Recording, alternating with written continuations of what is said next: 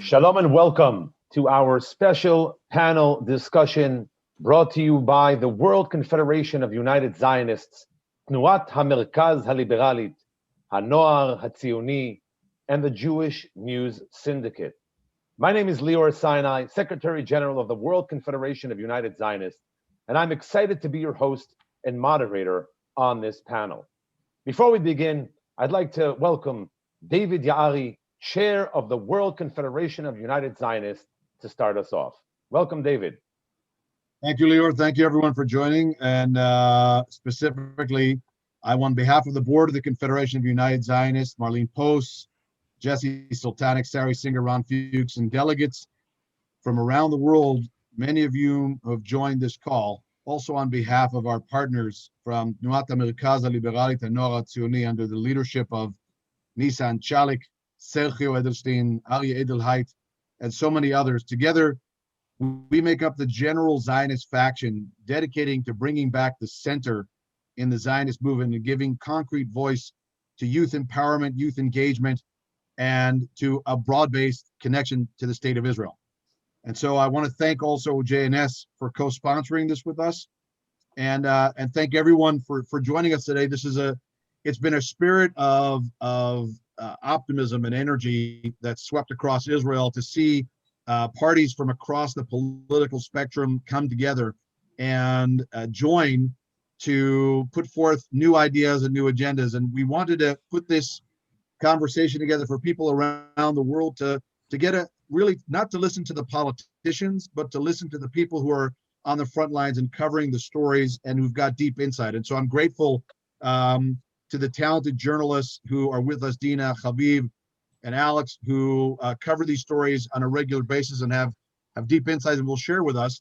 And you'll hear a little bit more about what we're going to cover. But just today, quickly, one quick message, which is in Israel, we're just about to wrap up finishing the 17th of Tammuz fast day, which is coming to an end as the sun is setting here as I sit in Tel Aviv. Our colleagues in New Zealand have already been done for quite some time, while others around the world are still fasting. And this day commemorates a story 2,000 years ago when the breach in the wall of Jerusalem happened in 70 AD, when the Romans broke through the wall of Jerusalem, which just 3 weeks later led to the destruction of the Second Temple.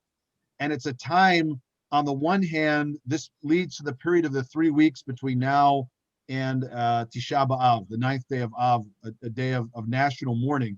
And it's a period where we need to reflect. We need to look inside ourselves, whether we're living outside of Israel or living inside of Israel, as to how we can bring about a greater sense of a connection with each other.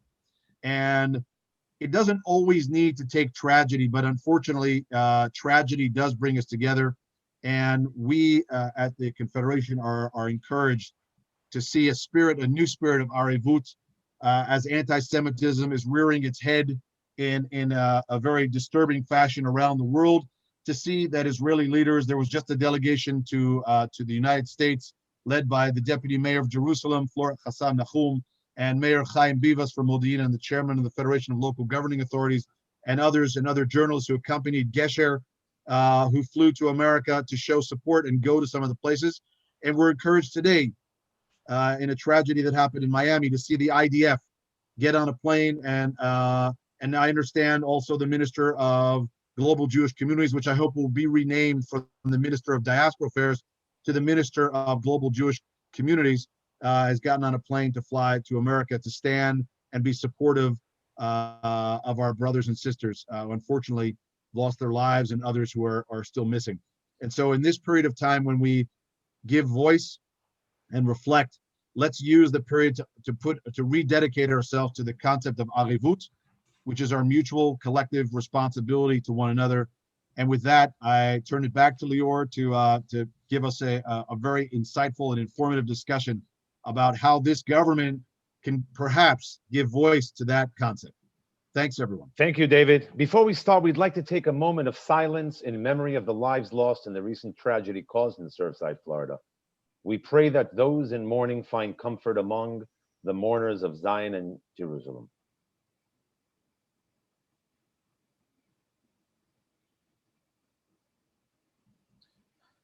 And now to our panelists. A brief bio of each. Haviv Gul is a veteran Israeli journalist who serves as the senior analyst at the Times of Israel. He has covered Israeli politics and the country's foreign and regional policies, as well as its relationship with the Jewish diaspora since 2005. He has reported from over 20 countries, is fluent in Hebrew and English, and is a sought-after lecturer in Israel and abroad.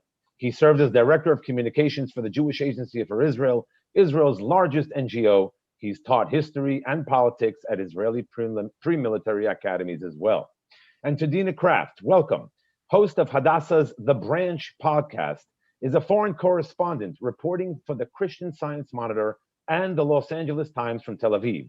The Branch, sponsored by Hadassah, tells the stories of friendships among Jews and Arabs, Israelis and Palestinians. In the past, she reported from South Africa, Senegal, Kenya, Pakistan, Jordan, Tunisia, Russia, and Ukraine. Dina's work has also been published in the New York Times, the Washington Post, the Atlantic, and Haaretz, among other news outlets. She's also an educator and has taught journalism classes in Northeastern University, Harvard, and Boston Universities. Dina was the winner of the 2020 B'nai B'rith World Center Jerusalem Award for Journalism, recognizing excellence in diaspora reportage. And Alex Traiman, who is managing director of the Jerusalem bureau chief of Jewish News Syndicate. Under Alex's leadership, JNS has grown into a journalistic force respected by the administrations in both Israel and United States. Traiman is a veteran Israeli journalist, radio show host, documentary filmmaker, startup consultant, and public relations specialist. Traiman frequently writes on the Israeli political developments and U.S.-Israel relations. Alex was chosen as one of the select journalists to interview Secretary of State Mike Pompeo when he visited Israel for the last time. Before we begin, ladies and gentlemen, you're all invited to type in your questions in the chat box throughout our discussion.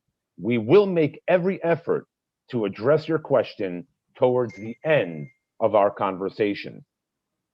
Beginning with our first, and shall I say, driving question for our discussion here, to our friends. Considering today's broad coalition, what does this new Israeli government stand for? And we'll start with the guy to my right, Haviv Gul. Please tell us. Figuratively to the right, not journalism, etc. What does this government stand for? In an important sense, it doesn't stand for any specific agenda, and that's very, very important because it's a government that's composed from the far right parties to the far left parties, the very progressive political impulses of Meretz to the very conservative, socially conservative political impulses of either Yamina or even more so Ra'am. So it's a government that on many hot button culture war issues, the Palestinians, on all those issues that are the fractures, the dividing lines of Israeli politics, doesn't agree on anything enough to move forward. And because of this special parity structure, each side, each of the two halves of the government, the one led by Naftali Bennett and the half led by Yair Lapid, can veto the other. So also as a legal matter, it has no ability to really push significant policy. And the people in that government will tell you, and this I think is the important point, that is a kind of redemption, because we have come out of a period where a lot of Israeli government institutions were essentially gutted from very important ministries, the foreign ministry. A lot of political games were played with the defense ministry in Lieberman's term, in Naftali Bennett's very, very short, I think it was 6 months, defense minister, interim defense minister. Ministries stopped mattering as power was centralized in the prime minister's office under Netanyahu over 12 years. The Mossad grew to become a major arm of foreign policy, including foreign policy with Turkey, right? Not just secret operations in Iran, but actually things that the foreign ministry had classically taken care of. So we've seen a kind of ignoring of questions of the economy, cost of living, which in Israel is higher than in Europe, and all sorts of really fundamental issues that, because of the centralization of power around Netanyahu, if Netanyahu wasn't involved, and if it wasn't politically advantageous for Netanyahu and Likud to be involved in a particular issue, that issue just didn't advance. So Bennett, Lapid, Mansour Abbas of Ra'am, Nitzan Horowitz, and Merav Michaeli on the left, Gidon Sa'ar on the right, they're all saying the same thing, and that thing is, we're not going to deal with ideology. We're not going to deal with Palestinians. We're not going to make peace. We're not going to annex anything. What we're going to do is get government back to work at the most fundamental, basic level. That's what they're selling, and the voters will have to decide if they've succeeded. Interesting. Thank you for your response. Yeah. Dina, yes, please. Yeah, and I would just want to add on to that. Thanks, that's a really good overview, Haviv. I mean, I think this government stands for something. It's called stability, and it's called sort of good governance, and it's doing sort of the nuts and bolts of governing, like filling long vacancies that have been held absent. It's dealing with I would say post-pandemic recovery plan, but as you know, we're kind of now back in the throes of the pandemic, or at least touching our toes in the water again of it. But yeah, the economic recovery after this devastating year plus, and also improving the health and education systems. So they have a lot of work to do just there. And I think symbolically, we've come out of this Netanyahu era, which is arguably one of divide and conquer and lots of rancor and lots of divisiveness. And I think this is a sort of a potential sort of teachable moment to show Israelis that left and right and everyone in between can actually get along to do the business of government, which I think is actually a lesson for our Americans who can only dream of that right now in America. Mm. Alex, you have what to add to this initial introductory question? Yeah, absolutely. I mean, the glue that holds this government together is the very factor that formed the government in the beginning, which was to remove Netanyahu from power after 12 years. And they had been trying to do so for many years. And I think that as long as Netanyahu is standing there on the outside, that he will be the glue that actually keeps this together. It's a coalition that was formed to remove Netanyahu from power. In terms of it being a broad unity government, I think it's important to note that this government actually spans as far left as is possible in the formulation of coalition math that includes every left-wing member of government. And I would say on the right side, it includes the soft right. So you have Gideon Sa'ar, who basically took votes away from Benny Gantz and the Blue and White Party in this election, and Bennett also, that he moved away from his far right base during the extended election cycles, and even failed to pass the Knesset threshold in the second election cycle because he had basically abandoned his base. So I would call it like soft right all the way to the left, and certainly also specifically to the exclusion of the Orthodox parties. This government does not want the Orthodox parties to be involved. And I think it's going to be unfortunate for the Orthodox and probably for the rest of the country too. Interesting. Thank you. You mentioned soft right. Some I hear in the Israeli talking heads, on the radio, talking about Naftali Bennett being more to the right than Netanyahu. So that's an interesting comment you make. We have yet to see if that is true. But following up on a point that Haviv made, that this government perhaps has no specific agenda, although the agenda could be sticking it through and like Dina had said, a sort of mending period. What do you guys believe is the biggest challenge for the survival of this broad coalition at this moment? Why don't we start with you, Alex? Well, I think that unfortunately for this government, what's going to be the major issue that it has to tackle is coronavirus. I mean, this is we're seeing already that unfortunately that just vaccinating the amount of population that's been vaccinated so far is not enough to rid the country, especially if you want to open up the borders and if you want to bring tourists back. The vaccine drive is not finished. They want to vaccinate children now. So I think that there's going to be a lot of concentration simply around this issue of coronavirus and how do you open up tourism and how do you also fix the economic damage that was caused by coronavirus, some of which is yet to be seen and only will be seen now when people come off what's called the chalat or the temporary unemployment. So we have to see what the economic situation actually looks like. And I think that the government's really going to have to spend a lot of time dealing with that issue more than any other. Thank you. Dina? Yeah, I think actually in some ways, it's interesting you mentioned the coronavirus. I think it actually helps the glue stick, right? Because it's not ideological, it's not political, it's something everybody can get on board with. And I think the more they can focus on these broad swath issues, the stronger they can be. In political science, there's this idea that narrow coalitions are actually the strongest coalitions because everybody has to have each other's back or they all fall down.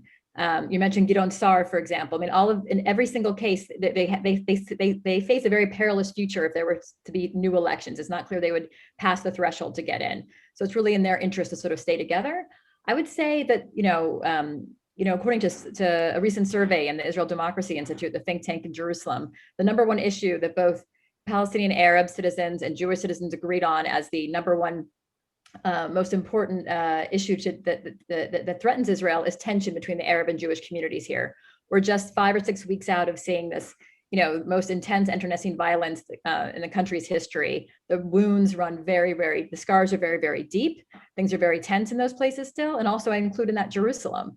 And I think that you have these ultra right-wing groups in Jerusalem who are trying to displace Palestinians from neighborhoods like Sheikh Jarrah and other places of East Jerusalem. And that's, it'll be interesting to see how the government handles that, because that tension is going to only keep percolating, and that can, of course, destabilize into war, as we saw with Hamas responding as sort of the defenders of Jerusalem with missiles, and also destabilize relationships with the Middle Eastern countries, and also with the U.S. So I see that as a. Thank you. Haviv. I don't have much to add. I agree with what Alex and Dina said. I think that we're, every single event, geopolitical event, Sheikh Jarrah / disagreement over coronavirus will be a testing ground for this government because it's such a narrow majority. But I would say a couple of just really one point to keep in mind, because of the way Israeli Knesset procedures work, a single member of Knesset can switch sides and leave their party. Now, they might be sacrificing their political career for it, so they wouldn't do it for no reason at all, but they would topple a government. And so there could potentially down the road be recompense. And so we should watch for that. We have seen Mansour Abbas struggle to hold together some of his he has 4 MKs and they have different levels of a sense of discomfort with this government. One comes from the Bedouin encampments, sort of tent encampments of I don't know how to translate Pzula in the south. And feels every time the police want to come and demolish something built without permits or whatever, and feels it very, very deeply. You're hearing my kids, so that the Zoom world continues. But every single one, and you're going to see that in Yamina, and we've all held our breath for a year for a month, trying to figure out if Gidon Sar can hold all his people together. So things are going to be very delicate, I think. Thank you, Haviv. You mentioned Mansour Abbas, and I have a follow-up question to that. But before I do, I just want to take this question in the chat box where Ephraim Perlmutter asks, what does today's Knesset opposition stand for? And I think given the discussion we just started off with in terms of the coalition itself, let's talk for a moment, if we can, about the opposition and what we all believe it's looking to do. I mean, it might be obvious to some, but maybe not to all. So please, why don't you share? Dina, if we can start with you, please. Well, I think the opposition is trying, of course, can you hear me? Yeah. Is very, Netanyahu is heading the opposition now. And actually, the more he's in the face of this government, the more he sort of feels like a fly in the ointment and is, not leaving the Prime Minister residence in Balfour, for example, which has become a huge symbol after this year plus of protests. The more he's there, the better it is for this government, actually, because they have him as a contra. So it's sort of ironic, but the more he's in the picture, the more he's in their face, the more they have a reason to stay together. But he's trying to delegitimize them. He's taking a page from Donald Trump's playbook, saying it's illegitimate. He has his partners in the coalition, even from the ultra-Orthodox parties, hurling out curses against them and whatnot. And I think the more of that sort of rumble in the jungle kind of action feel, the more that's better for the standing government itself. I think what they stand for is toppling, is stymieing. Mm-hmm. Alex? Yeah, so I think that there's 2 key issues. Obviously, Dina's correct. I mean, Netanyahu wants to topple this government as soon as possible. He sees that this government worked to topple him essentially piece by piece by piece over the last several years, and he certainly wants to be back in the seat of power. I think that there's 2 major components in the opposition, which is, first, how do you deal with the foreign affairs?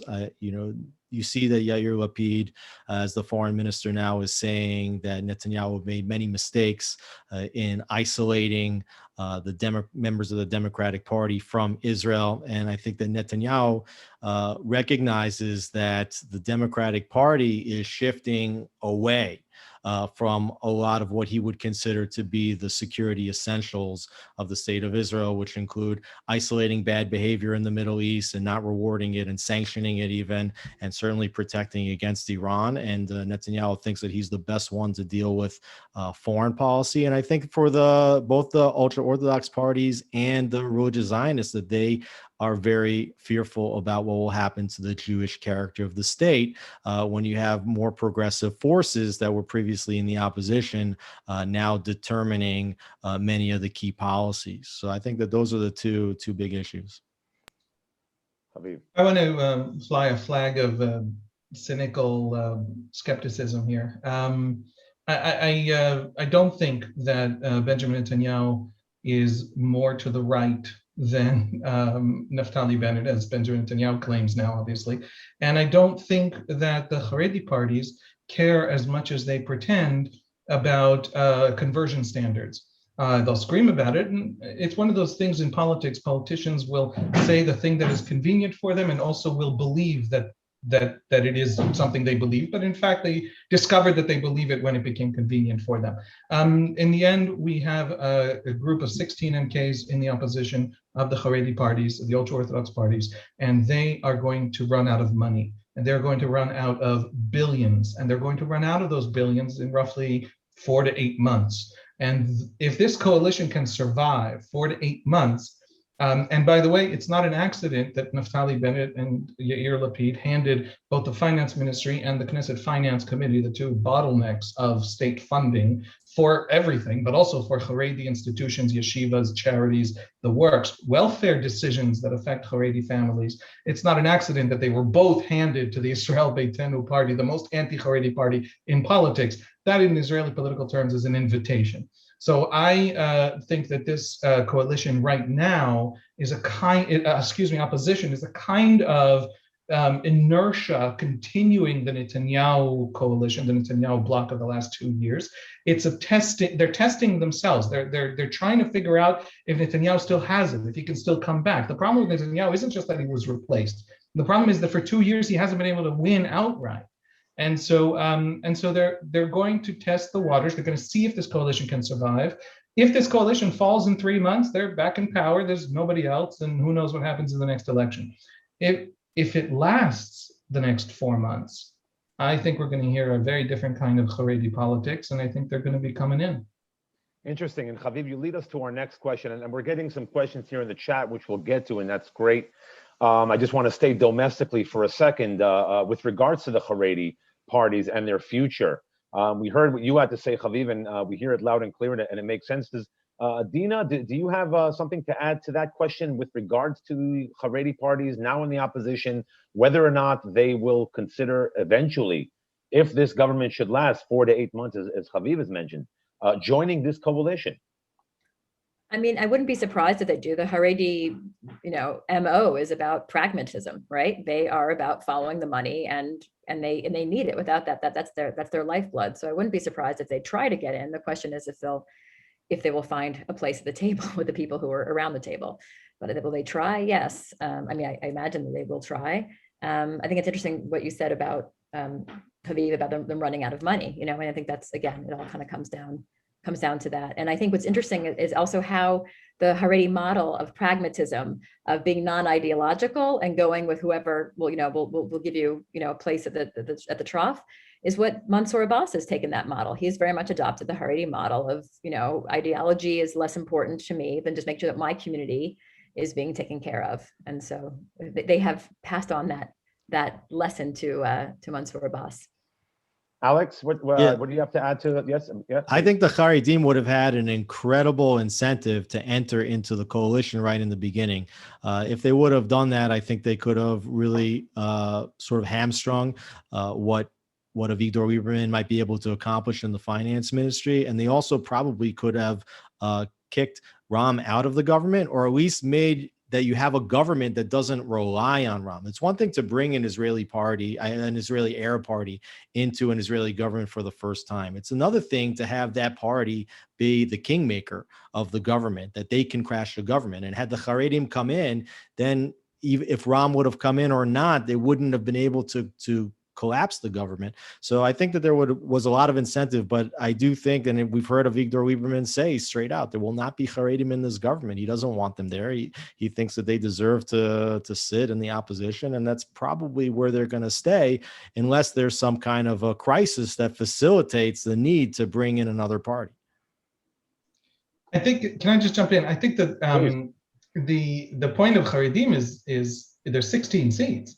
Ram is 4 and Lieberman is, I believe, 6. They not only kick out Lieberman and Ram are free to stay, but you don't need them, so you don't have to pay them a whole lot.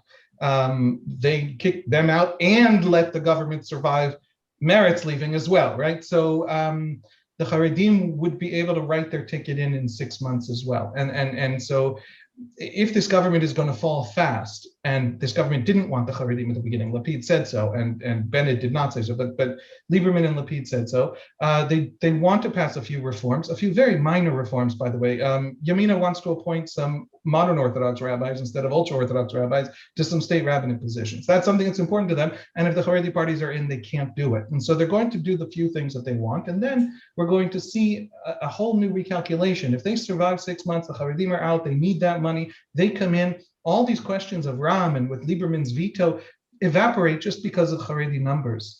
So I suspect that's what we're looking at. It would be strange, right? Lieberman is the reason Netanyahu is in crisis in the first place. Lieberman is the first domino handing this whole, right, this post-Netanyahu world to Lapid and Bennett.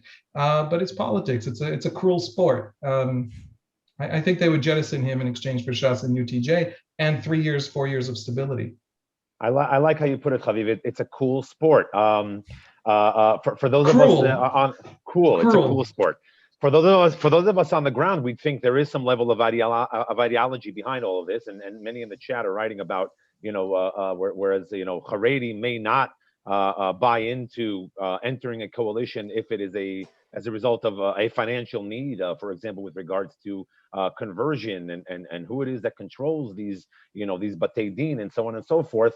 But nonetheless, money does talk, and it'd be interesting to see how that all falls out. It would be wonderful to have an even broader coalition for the sake of unity and arevut, as David had mentioned earlier in his introduction. You had mentioned Likud and Netanyahu, and one of our audience members here asks about what we may think, or what you may think, are the chances of some kind of a rebellion within the Likud party to displace Netanyahu as a leader that would possibly enable them to take charge of the government, or to join a government, or to align with some of the other parties of the government. Are you getting any sense of that in the work that you're covering? Dina, start with you, please. I mean, you do hear murmurings of it, you have Yuli Edelstein is, for one, been sort of fishing around and trying to get a sense. I mean, I think right now, Likud has always been very loyal to the leaders that run it. I mean, in its history, it's only had, I think, 4 leaders over time, and it has incredible loyalty that you don't see in other parties. It's sort of known as a party where people are like family, as part of, I think, the draw of it for people who continue to vote for it generation after generation and family after family. But I think they definitely do smell blood now, and there's blood in the water. And I think that there are those that are going to try to go up against Netanyahu for sure. But I think they also are aware of his. He still has strength. He still has power. He's still acting like he's prime minister. He's still releasing press statements and photographs, and trying to sort of have that aura there. And for Netanyahu, it's always about image. It's always about projecting sort of power and fear too, right? Mm-hmm. And so it takes a very strong stomach for someone to go up against him. Mm-hmm. Alex, did you want to say anything about this? Because I want to move on to another question we have coming. Well, okay, absolutely. Because if Netanyahu would have stepped away at some point in the weeks leading up to or during Yair Lapid's mandate. There's no doubt that Likud would have formed a government with somebody else running it, and you would have had a strong, very stable right-wing government that could have had well over 70 seats. And so the Likud is upset. Why, if Netanyahu was going to be pushed out of office, why not pass the baton over to your own party and to your own bloc? And instead, he passed it over to potentially the worst group of people that he could have passed it over to in the eyes of the Likud members. So I think that you saw already with Gideon Sa'ar, the formation of New Hope itself was a rebellion within the Likud, and that was the straw that broke the camel's back ultimately. And I think that you're very likely to see a further rebellion inside. And you're just in the first several weeks, so people are feeling Netanyahu out. But if they get the sense that this government's going to last 4 months, 6 months, 12 months, yeah, I think it's very likely you're going to find a new head of that party, or at least a challenge. Given the sort of makeup of this coalition and how diverse it truly is, what do you think what is that one piece that can potentially bring things down? I mean, I have people asking me here about the settlements. Could that bring down the government? Evacuation of Eviatar. Could that affect the coalition, right? Bennett has approved it. Has he approved it?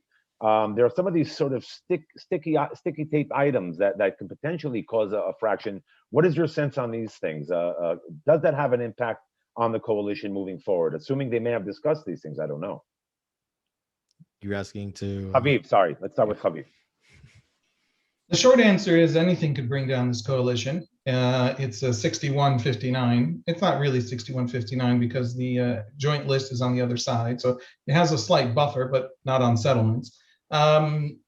So the short answer is anything could bring it down. One of the fascinating things we've seen is every party in the Knesset, because Israeli political parties represent much more than ideas. They represent more than some people think ideas are the most important thing, but they represent subcultures and they represent tribes within Israeli society, people who tend to live near each other in a very, very profound and direct sense. And so you've seen, this debate inside Meretz saying, look, all of our work was that Naftali Bennett, the former chairman of the Yesher Council, the country's number one, settlement advocate for a couple of years back there, is the prime minister. That's what we worked for. And the answer had from the leadership across the board of this coalition, from Mansour Abbas to Nitzan Horowitz and Merav Michaeli and Yair Lapid and Bennett when he has to do things that are more liberal, and Gideon Sa'ar. The answer is we're holding this together. That's the need. That's the urgent, important. It is almost bigger than what we actually want in terms of policy and our vision for the future. And that's been a surprising thing to watch. The fact that it survived this 2 months, Netanyahu's mandate, and then it survived all to the end of Lapid's mandate, this desire, and without, other than Amichai Shikli, without anyone defecting to the other side, I found that astonishing and very surprising. And so I everything can topple it, and it is exceedingly strange and fascinating that it hasn't yet toppled. And so, I think it might have the power to last quite a bit. Thank you. Dina?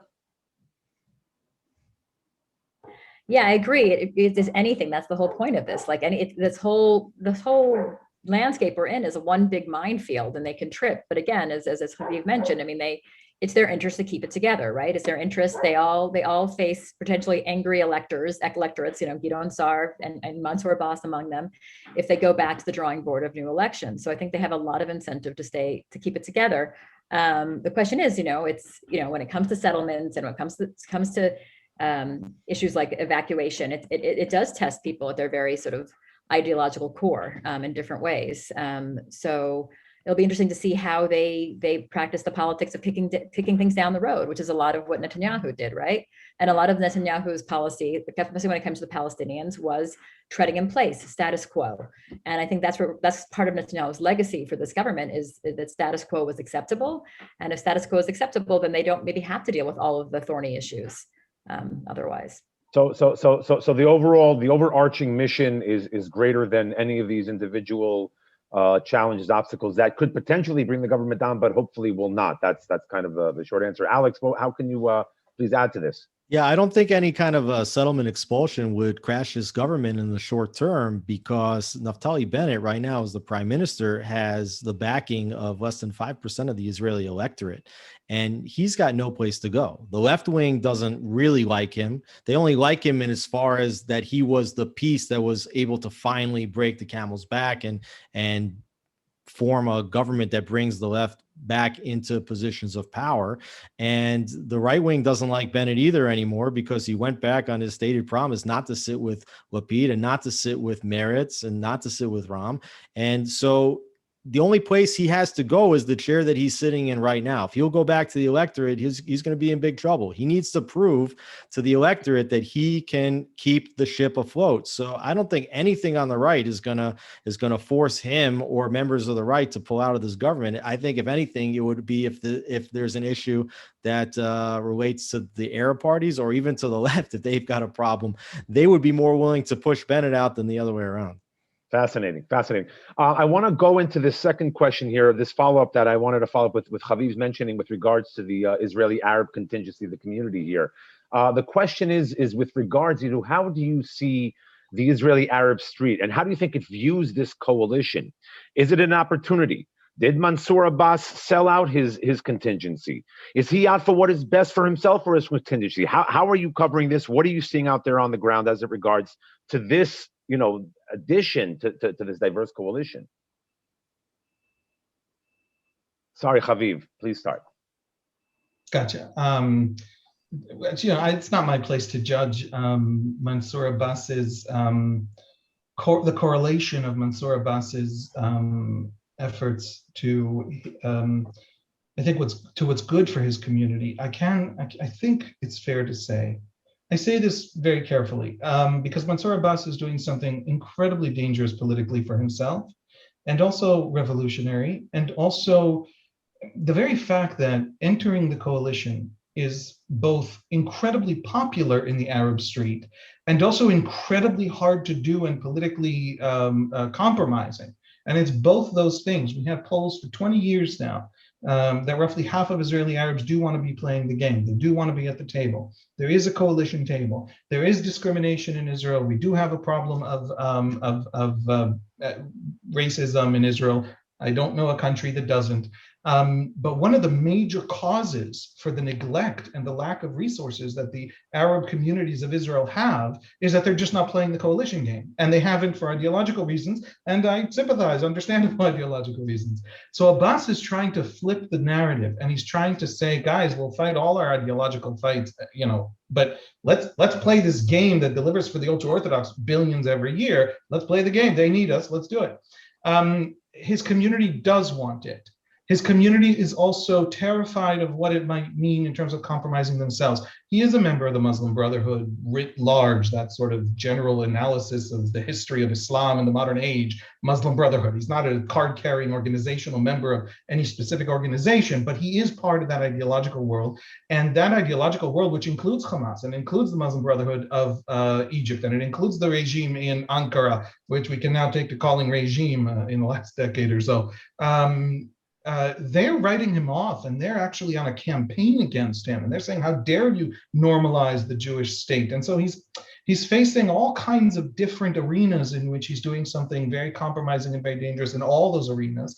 And whether if he does deliver, if his voters, if the Bedouin in the South and the social conservatives and the religious conservatives in the North say that, over the last year, whatever this government survives, or 3 years, or maybe 8 months, he brought us $1 billion shekels and we managed to open new schools and have computer labs for our kids and whatever it is that he delivers, that could change all of Israeli Arab politics. And if he fails and it crashes and burns because the Arab and Jewish parties cannot sit together in a coalition as they're attempting to do, and it turns out this was a disaster, and every week Likud manages to force some kind of a crisis in this coalition with new legislation or some crisis on the ground, that could potentially bode ill for the future. So it's an experiment, and I think it's one that we're all watching very carefully, and nobody really knows. I don't think Mansour Abbas knows how it's going to go. Yeah, I'd like to thanks, Haviv. I think that's a really good overview, and there's so much at stake, right? I mean, on the one hand, this taboo against having an Arab party. was broken for the first time in Israeli history. There were a couple of teeny tiny parties in 48 and 73. They were both satellite parties of Mapai. This is the first independent party, Arab party in the ruling coalition. It's huge. And the $64 million question is, will they deliver? And what that means. So if they deliver, as Haviv said, it can be revolutionary. It can change things on the ground, change things entirely in terms of how Palestinian Arab citizens are viewed in this country by themselves and by other Israelis, Israeli Jews. But if it fails, right? If it fails, it can completely cause complete disillusionment and an abandonment of the Israeli political system and game by Israel's Palestinian Arab citizens. So there's a lot riding on this. I think Mansour Abbas is a fascinating character. He comes from a village that is minority Muslim actually. It's Druze, Christian, and Muslim. And he grew up in a town where he was negotiating identities and even sort of coalitions, as it were, like in his own town. So I think he sort of came of age in a training ground for doing this, which is interesting. Also, as Haviv mentioned, most Palestinian Israeli citizens want to be part of the decision-making process. They want to be around the decision-making table. I mean, surveys have said is up to 80% do. And we've seen in recent years this incredible sort of economic integration, more and more economic integration and more sort of climbing into the middle class by Arab citizens in Israel, and including on the front lines fighting Corona just now. And they want a place at the table. But there is also people who disagree. There are people I've interviewed on the, activists on the Palestinian Israeli activists who will say that they think Mansour Abbas, is actually harming the role of the future of equality in this country, full equality and justice and shared society, because he is following the Haredi model of just following the money, and he's not fighting for equality and justice issues. He didn't make the nation state law part of the deal for entering the coalition to rescind that law. That essentially makes Arab citizens into second class citizens in this country. But what he is, promising to do, hopefully, is help push back on another law called the Kaminsky Law, which is very much affects the day-to-day of Palestinian Arab citizens in this country when it comes to building their own homes in their own towns and not having them be demolished. So there's a lot riding. It's a fascinating experiment, and it's also interesting that it's an Islamist party that was put into a government that's led by a right-wing prime minister. Yes, it is. It is very interesting. Alex, what do you have to share about this specific question? Yeah, well, I think, first of all, it is definitely important to note that the Ram Party is a member of the southern branch of the Islamic movement. Okay, you just have to understand it in that way. You can call it a sister party, a cousin party of Hamas. Is literally the kingmaker in the Israeli government now is this Israeli Arab party. And so for Abbas, he could have been the third wheel in a united joint list. Okay, where they have their own ideological disagreements among Israeli Arabs, or he could have stepped out like he did, take a gamble, and now he becomes the kingmaker in the Israeli political system because his votes are the essential votes by which this government will rise or fall. So I think that even though it's certainly a risk, there's everything to gain. And I think that there's certain Israeli Arabs that are laughing now at the fact that this government is being held up by the Ram Party. And it's interesting to note that for people like Bennett, Saar, and Lieberman, that's sitting with the entire left of the Israeli spectrum, plus the Ram Party, was a better decision than sitting with Likud and the Haredi. Very interesting. Very interesting. Can I? Yes, you got 30 seconds. I want to disagree with both of you, if that's okay. It's important to understand that Mansour Abbas is Muslim Brotherhood, but Mansour Abbas is a very particular branch of the Muslim Brotherhood. He is a disciple of Abdullah Nimr Darwish, who in the 80s was a Palestinian Hamas affiliated, not that there was quite the Hamas we know today then, but terrorist, and actually sat in an Israeli prison and advocated terrorism. And then over the course of the 90s, flipped completely and became very nearly pacifist. And Mansour Abbas has been advocating this deep interfaith communal, interrelationship and discussion and thing for many years. I think he's the deputy chair, exactly what you said, Alex, about the connection with the organization. He's like the deputy chairman of the southern branch of the Islamic movement in Israel. He's a very senior guy in the and so he came forward to do this. He came forward to do this out of a history of 20 years, and also his own sheikh, his own rebbe, was someone who advocated for coexistence with the Jews for many, many years. The southern branch and the northern branch are radically different organizations. The northern branch simply spouts the Hamas line, about Israel's destruction and about how to get there. So there is a difference. And also it is important that Mansour Abbas has stepped into the government, because Mansour Abbas is not liberal, and that is why he could step into the government. And it has a lot to do with the discourse among Israeli Arabs. By the way, Israeli Arabs, I think some majority call themselves Palestinians.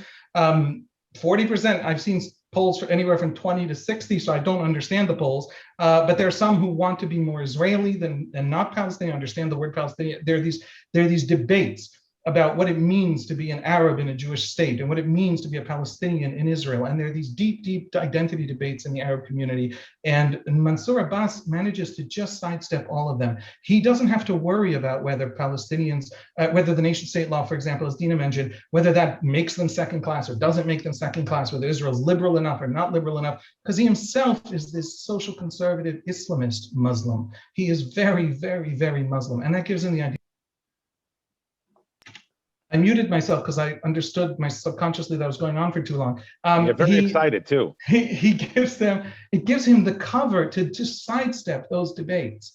And that allowed him to come to the table. I'm an Ode. I have interviewed, I have met, I have listened to. Ayman Odeh wants to be the bridge and can't be the bridge because he has been dealing with the Israelis, with the Jews, but with Israelis writ large, with his own community as well. But he's been dealing with the framework of how liberal is Israel? Is it a civic democracy like America? Isn't it? Must it be before we can come to the coalition table? All those questions are erased for Abbas, and his Islamism is his door to the Jews. And so there's something really complicated happening here that I don't think we fully understand. And it'll be very interesting to read in 15 years historians' assessments of it. God willing, in 15 years from now, on June 27th, we will get together to look back and see how this coalition ended up, because for sure, it is the first time in history that the Israeli government has included an Arab Islamic party. Questions arise. We all have interesting questions with regards to intentions and how the Israeli Arab street views Mansour Abbas. Maybe he'll convert to Sufism, and that'll take us to a whole other direction, God willing, who knows. But I do want to shift the conversation for the remaining time of our discussion here and look outwards as well. Because, of course, as the state of Israel, we can argue for or against whether or not it is responsible or in relation to global Jewry, as David Yari, our chair, had said earlier, Arevim zeh lazeh, we are responsible one for the other. The Confederation of United Zionists, along with our partners Tnuat Hamerkaz Haliberalit and Hanoar Hatzioni, we actually have over 20 branches around the world in countries spanning New Zealand to Europe, to the United States, of course, and South America. And so we are a global platform bringing together Jews from around the world who view us as their connection to what is happening around the world as part of the World Zionist organization, that is the Confederation for United Zionists. We occupy the center, which is where we believe the 80% of our people reside. With that, I want to take the question to the sort of external realm. Two of the major points that I think occupy most of our concern, or keep, if you will, Jews up at night these days, has to do with whether or not the Biden administration will join the JCPOA. And on the other hand, we also have what we have most recently been experiencing is anti-Semitism in the mask of anti-Israel or anti-Zionism, or what do you want to call it. It's not only swastikas being spray painted, right? Jews are getting physically attacked, right? Worse, right? Gunshot. We've seen this happening now over the last few years. And what we have seen alongside this most diverse coalition that's been put together, a lot of changes, including who oversees the Ministry of Religious Affairs, including most recently the approval of a new batch of 35 diplomats to be spread out around the world. And so there's a lot going on. What are your thoughts on this? What are you writing about? What are you learning about with regards to our reaction, or how the Israeli government may react to the Biden administration? And we've seen some of this happening now with regards to it rejoining the JCPOA. And B, with regards to what is happening today in Jewish communities across the United States, and we've seen this in Europe already, in other places, as it regards anti-Semitism, and what Israel's reaction is or could be and perhaps should be moving forward. So if you don't mind, Dina, can we start with you? I know that was a lot, so you can take your time to think about how you want to react. I mean, I honestly have not been reporting specifically on the Iran deal, so I'll leave that to Haviv and Alex to speak to that point. I mean, I think something you didn't mention, which I think is really important, is how sidelined the reform and conservative movements have felt under this past government in this last 12 years, right? And so now you have a diaspora minister who actually might do something in their job and really proactively to do outreach, especially with the largest branches in the diaspora world, which is the Reform and Conservatives. So, and we have someone, Nachman Shai, who's well versed in that, who's going to be going out, who's a veteran in the Jewish world. So I think this is kind of a time for bridge building and mending ties. And also, it sounds like Naftali Bennett himself is very much a proponent of opening up non-Orthodox prayer at the wall. He was behind some of those initiatives in the past. So I think this is sort of an opening for some healing and some really bad blood that has been flowing for a while. When it comes to anti-Semitism, I feel like American Jews specifically have felt very alone in some ways in the last 12 years. When I was living in the States until a few years, came back after four years ago now, there was a lot of feeling of the Israeli government had kind of abandoned the American Jews when they were living with the sort of rise of right-wing sentiments against Jews. A lot of it very much brought forward by Trump's flirtation with the far right, and with even taking a long time to even denounce the KKK. I think people felt abandoned and kind of frankly thrown under the bus. So I think we'll have a different response. Now we have also Naftali Bennett, who himself has diaspora roots, right? His parents are American immigrants to Israel. He spent a lot of time in Canada and the States. So you also have a Reform rabbi, Gilad Kariv, and who's also going to be playing a role of some kind also in the diaspora world. So I think that'll be interesting. But I'll leave it over to you, Haviv and Alex, to speak to the Iran deal and what it might mean. Thank you, Dina. Thank you very much. Alex, please. Well, with regard to the Iran deal, there's basically little doubt that the United States is going to do whatever it can to get back into that deal. And you have to ask the question, why?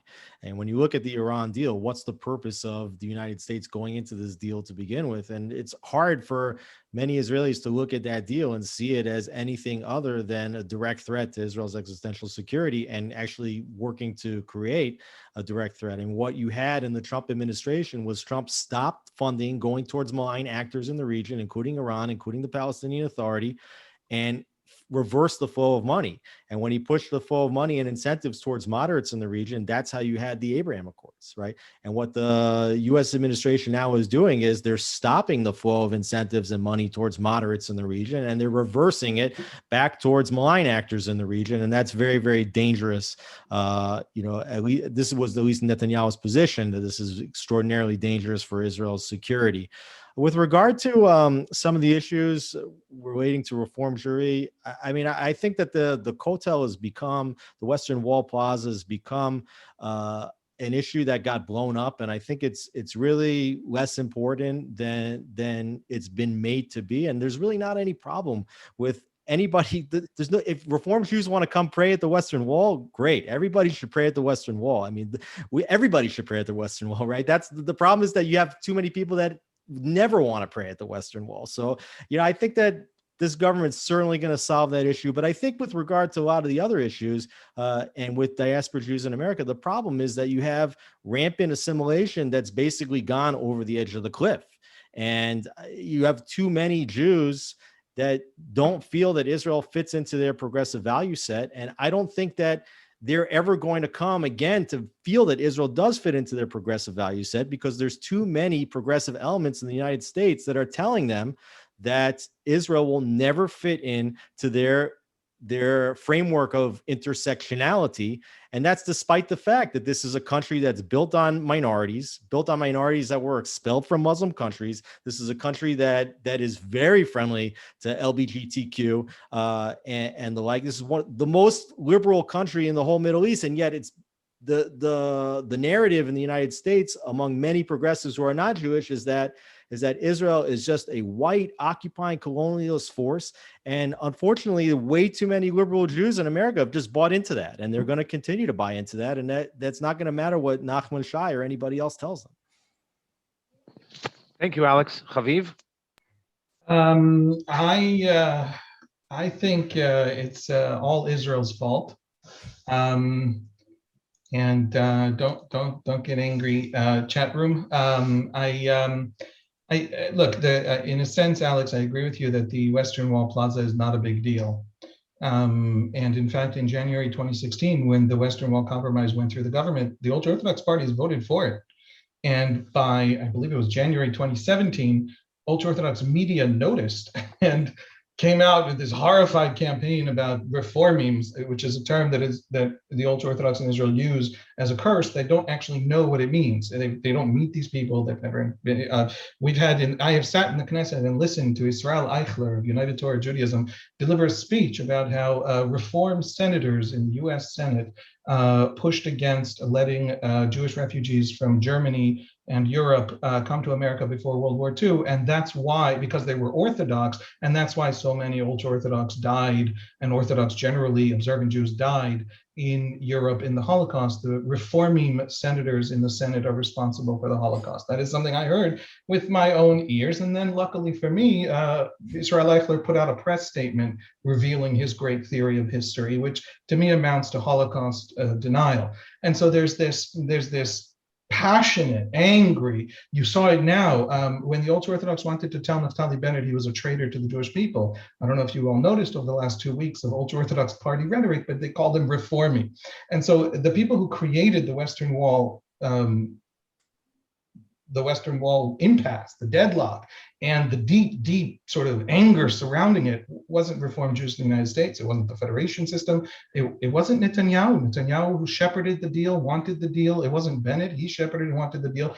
It's an internal mechanic and dynamic in haredi politics that has nothing to do with real, actual, living, breathing diaspora Jews, but with some kind of imagined cartoon running in the head of the ultra-Orthodox in Israel, and the way they use these terms in their political rhetoric. So that's my view of what happened there. And so, yeah, there's not actually anything preventing people from going to the Western Wall. There is even some kind of a strange small plaza that should be expanded. But you know, Israelis don't notice American Jews. They don't actually understand that American Jews are living, breathing, three-dimensional human beings with a history and a past.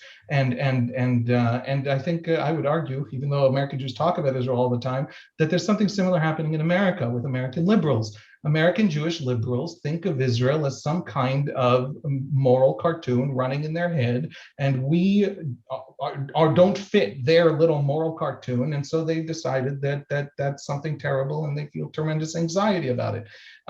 We're all human beings, and we're all, you know, societies, and we're going to disappoint each other if we think of each other as moral cartoons.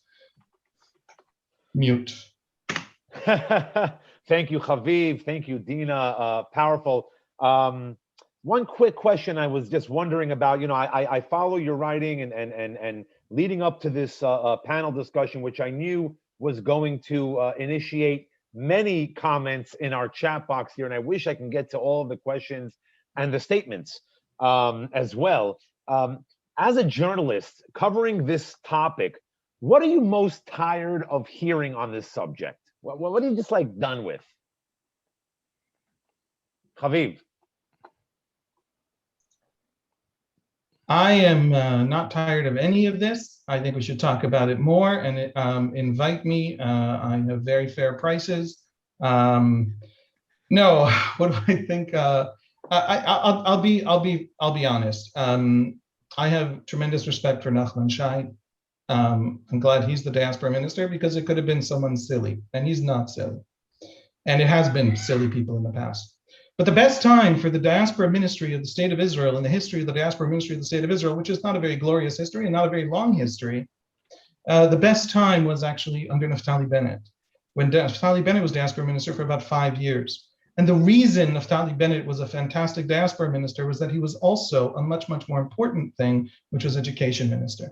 Israelis go through 12 years of schooling without a single class hour on living diasporas. They only learn about dead diasporas because that fits the Israeli story. It's not even ideological. It's just literally Israelis don't know what to say about living diasporas. They don't know that there's a history to these Jews outside of Israel. Now, that's not true of every school, and it's not true of every principal, and it's not true of, the Tel Aviv has some kind of school twinning program with LA and things like that. But it is true of the vast majority of the system. And when Bennett was both diaspora minister and education minister, he actually initiated a process in the education ministry to produce a curriculum, not to force it into any schools, but to produce a curriculum the school principal could take from the education ministry if he wanted, he or she wanted to bring to their school a class hour a week on living diaspora, especially English-speaking ones, because that's 90% of the diaspora. I am sick and tired of Jews talking about the great and growing divide with other Jews. The Jewish people is an education system. It isn't anything else. The IDF is not the Jewish people, and the Democratic Party is not the Jewish people. The Jewish people is schools, various kinds of schools, 1,000 different kinds of schools teaching 1,000 different things, but that's what it is. And if we're not teaching each other about each other, then it's going to keep going. And if all your talk about, I was once the spokesman of the Jewish Agency for my sins. I love the Jewish Agency. I especially love it after we cut, $30 million from its budget while we were there. And it was much more efficient than, it's another issue. The point is that if you're not translating all your anxieties into your education system, you are talking about yourself, and that is all you're doing. Absolutely. And so we have to speak to each other, not past each other. I like that Nachman Shai is in Miami. He should be in Miami. It's important to fly the flag, but he's not doing a damn thing in Miami.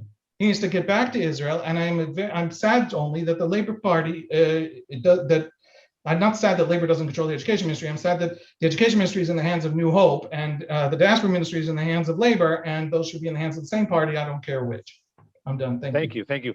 Dina, you have a minute. What is that one subject that you're just sick and tired of hearing? Sick and tired of hearing one subject. I mean, I guess I'm sick and tired that there's still, ongoing conflict in this country, and in this current situation of, on the one hand, I very much welcome this new government and this attempt to be this broad, big tent. On the other hand, the sense that there won't be much change on the ground, and that the conflict will go on, and the Palestinian issue will go on, and it will just be once again ignored, and it can't be ignored, as we just learned the hard way in May.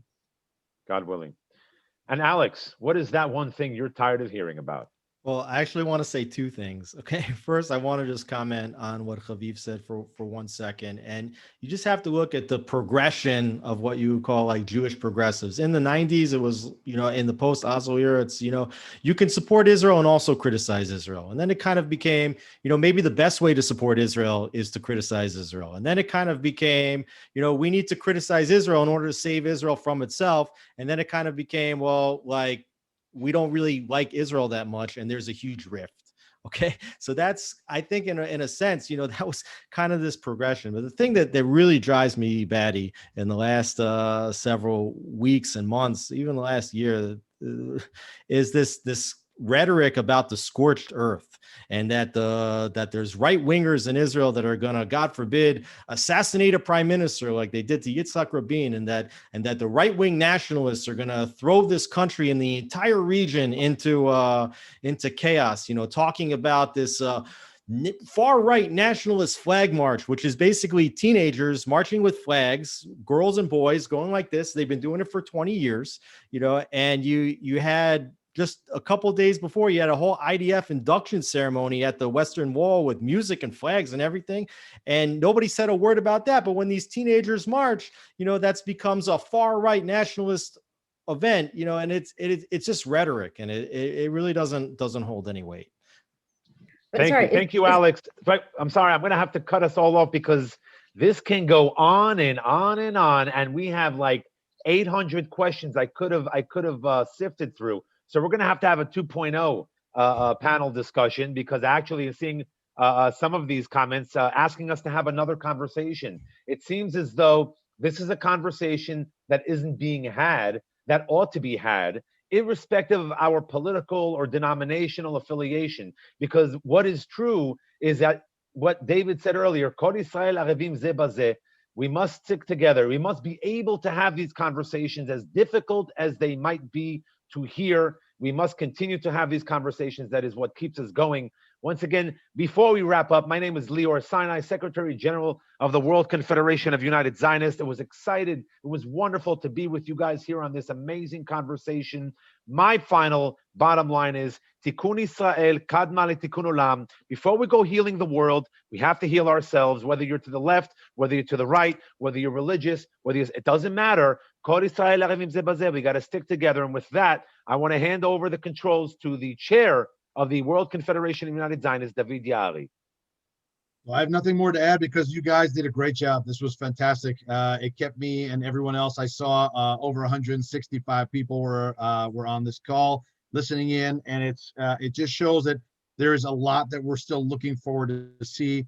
But most importantly, what we all need is to pray that the unity that came about to put this government together will keep it together to ensure good governance, integrity, transparency, but most importantly, as we represent people from around the global Jewish communities, that there will be a change in the conversation and inclusion. I love what Haviv said.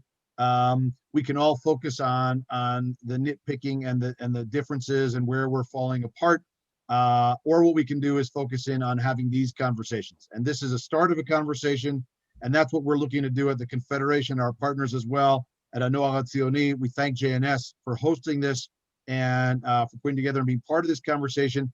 And most importantly, to Haviv and to Dina and to Alex, thank you for sharing your opinions. I look forward not to waiting to 15 years to see retrospectively, but maybe in 15 weeks or in 15 months.